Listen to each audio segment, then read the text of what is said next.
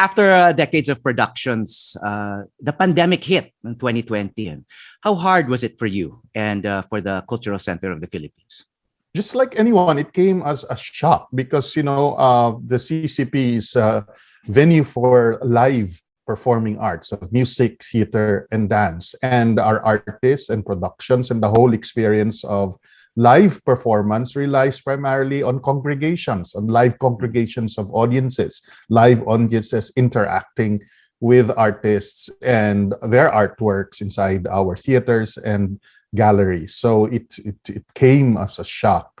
But happily, even before the pandemic lockdown struck, we were already priming our content for digital distribution.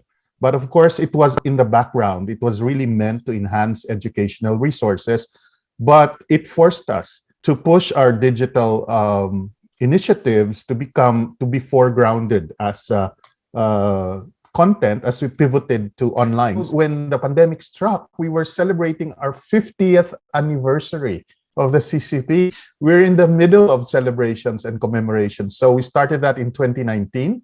And we were meant to cap it with really big collaborations and events in 2020 of September to close off the anniversary. So there were big plans, like there was supposed to be a big art and technology festival that would have happened at the CCP, featuring a collaboration between the creatives of those who've created Vivid Sydney, the large light and sound show that happens at Sydney Harbor area. And it was meant to transform not only the front lawn, the CCP facade, but the whole CCP complex into a walk-in museum of art and technology. Oh my gosh. And conferences. So, naman yan. Yeah, we already in fact, the team from Sydney already did a couple of oculars here.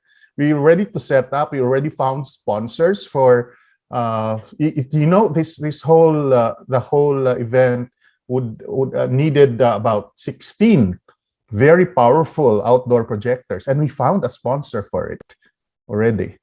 And so everything was quite set up for a big event in September to sort of signal live performing arts already engaging with latest technological inventions and how it might have reinvented or innovated the arts. And then they were not just postponed but canceled.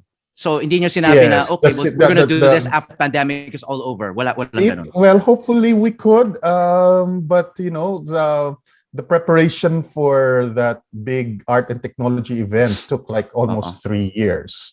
So, so we need to pick up from the ground again. Hi, I'm Howie Severino. Check out the Howie Severino Podcast, an original for GMA News and Public Affairs. New episodes will stream every Thursday. Listen for free on Spotify, Apple Podcasts, Google Podcasts, and other platforms.